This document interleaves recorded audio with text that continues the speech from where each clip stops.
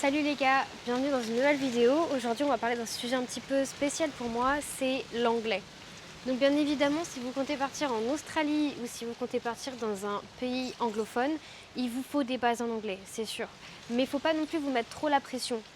Et pour que vous compreniez un petit peu plus ce que je veux dire, je vais vous raconter moi, comment je suis arrivée là. Voilà, c'est le sujet de cette vidéo. J'espère que vous allez aimer. Donc, il faut savoir que moi, j'ai fait de l'anglais au collège, un peu comme tout le monde. Mais déjà, j'étais pas très douée à l'école, donc j'avais des bases bancales. Après, je suis partie directement en école de coiffure. Donc, du coup, en école de coiffure, tu fais pas d'anglais. Donc, quand on s'est dit qu'on allait partir en Australie avec Clément, bah, je me suis mise à télécharger Duolingo. Voilà, ce n'est pas une Pardon. Ce n'est pas une collaboration commerciale, je tiens à vous le dire, parce que ma chaîne est trop jeune encore pour avoir ce genre de choses, malheureusement. Et donc je faisais des séances de Duolingo régulièrement, mais vu le niveau bas que j'avais de base, ça m'a pas permis de devenir bilingue, parce que j'y ai pas passé assez de temps et que c'est peut-être pas la meilleure méthode pour moi pour apprendre. Voilà. Donc quand je suis arrivée en Australie, du coup c'était très stressant parce que j'avais un niveau même pas moyen, parce que même moyen c'était mieux que ce que moi j'avais. J'ai vraiment un niveau très très faible d'anglais. Donc j'avoue que bah, du coup aller dans un pays où je ne parlais pas la langue, ça m'a beaucoup angoissée. Voilà, mais qui ne le serait pas à ma place en même temps. Voilà, donc j'avais peur de l'arrivée déjà, parce que c'était déjà très stressant de tout lâcher et de venir en Australie de base. Et du coup, de ne pas parler la langue, ça met une pression encore plus grosse.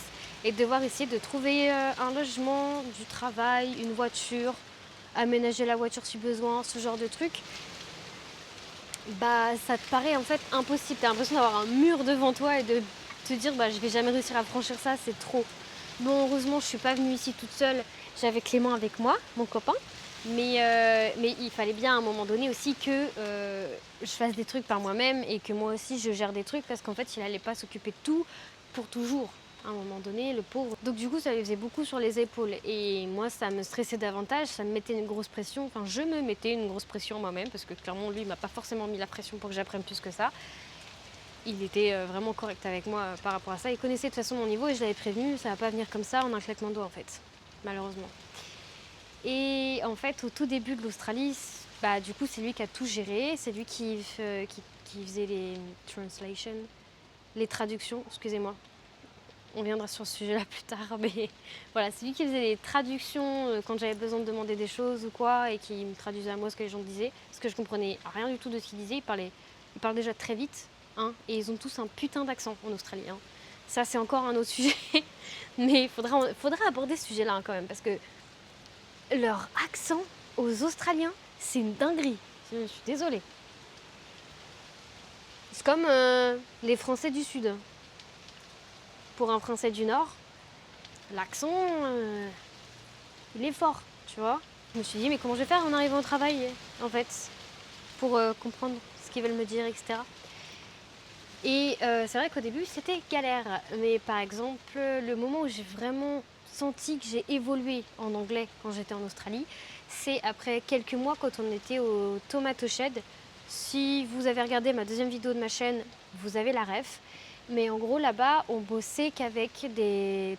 il y avait quasiment pas de Français. On était vraiment genre 99% de personnes qui n'étaient pas françaises.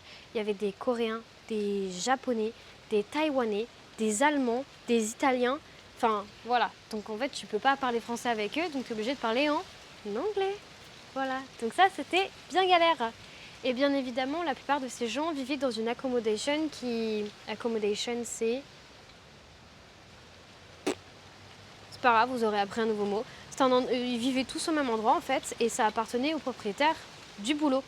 Et nous, on vivait encore dans notre tente à l'heure actuelle, à l'heure actuelle, non, à l'heure passée du coup. Ok, on va essayer de la refaire, parce que là, j'ai pas compris ce que j'ai dit moi-même. Hein. Du coup, ils faisaient souvent des soirées là où ils vivaient, et nous invitaient bien évidemment à les rejoindre. Mais moi, à l'époque, je pouvais pas trop parler, et j'avais envie d'apprendre à les connaître, parce qu'ils étaient si gentils avec moi. Je voulais comprendre ce qu'ils me disaient, et je voulais juste connecter avec les gens en fait. basiquement juste connecter avec les gens. Et ça a été très difficile pour moi au début, mais en même temps de me faire plonger dans de la difficulté comme ça, où en plus j'avais envie de communiquer avec les gens, et donc j'avais pas le choix que d'apprendre l'anglais. Parce que si je ne parlais pas anglais, je ne pouvais tout simplement pas connecter avec ces gens.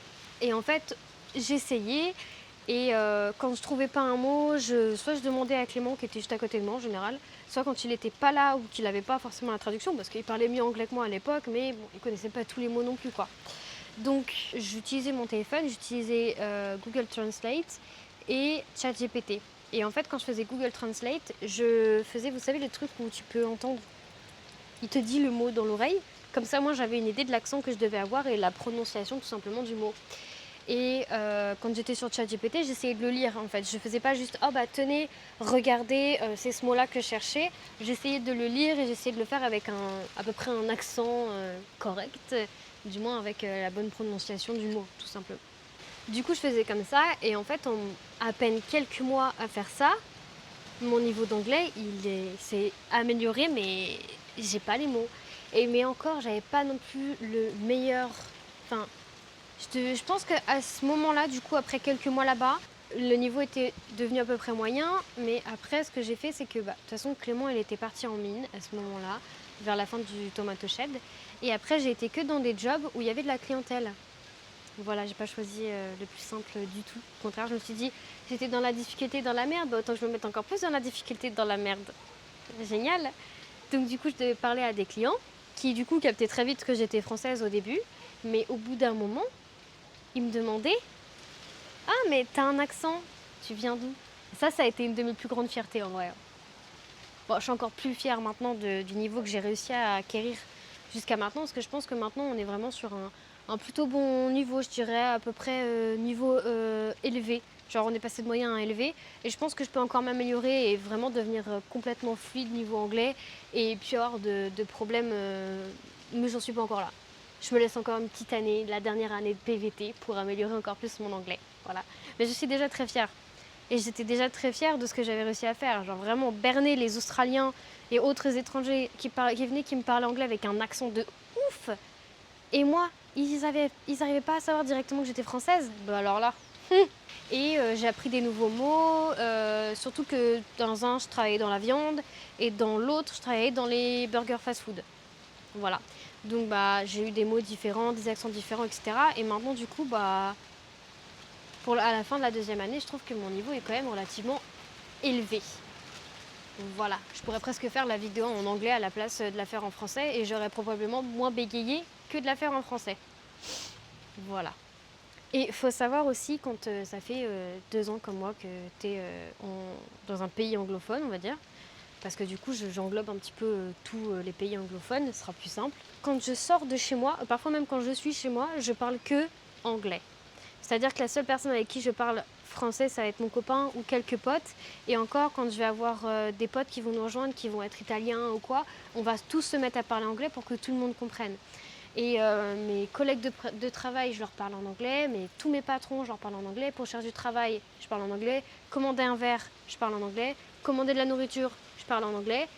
J'ai même vaincu mon anxiété. Maintenant, je fais des commandes de pizza par téléphone.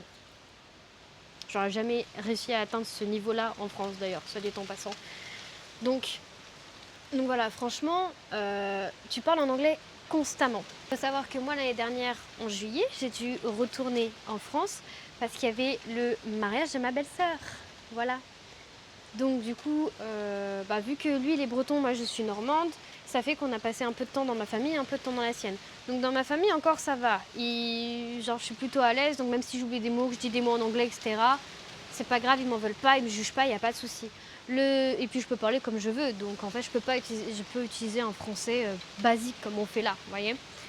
Et par contre, quand je me suis retrouvée au mariage, il y a eu des gens que je ne connaissais pas, qui ont voulu en apprendre un peu plus sur nous, parce que du coup on avait vraiment fait l'aller-retour à ce moment-là de notre voyage pour le mariage. Donc du coup ils étaient là en mode on va en savoir plus, comment ça se passe là-bas, nanana. Bref. Et sauf que du coup moi il y a beaucoup de moments où j'oubliais mes mots français. Et ouais, pas les anglais, les mots français, ma langue natale, voilà. Il y a beaucoup de gens comme moi qui ont passé énormément de temps dans un pays anglophone à parler anglais constamment. Et du coup, quand tu rentres en France ou que tu veux parler à des Français, nouvellement arrivés en Australie, ce genre de choses, tu veux expliquer des trucs et tout, tu vas perdre tes mots ou alors tu vas juste dire un mot en anglais avec un bon accent en plus. Et en fait, tu peux passer pour la personne en mode qui se la pète. Alors que pas du tout. J'ai juste mon cerveau qui remet pas les bons mots aux bons endroits au bon moment. Et du coup, vraiment, genre, je suis là en mode... Je vais dire un mot en anglais, comme j'ai dû faire au début de la vidéo, c'est sûr, à 2000%. Et je vais faire comme si de rien n'était. Comme si tout le monde comprenait. Parce que moi, je me souviens plus du mot français, donc je me dis, tant pis, j'ai pas passé 4 heures à rechercher un mot ou demander à ChatGPT, ouais, tu peux me rappeler tel mot dans ma langue natale. Flemme. Et c'est pas un problème qui n'arrive qu'à moi, hein. Je suis clairement pas la seule à avoir ça. Clément a souvent ça aussi. Et la plupart des gens, enfin des Français avec qui je peux parler à l'heure actuelle, on peut avoir des trous de mémoire ou très souvent parler en franglais tout le temps. Mais ici, tu vois, c'est ok. En France, ça paraît moins ok. Je sais pas pourquoi. Vraiment, les Français, on a un problème avec les gens qui font du franglais.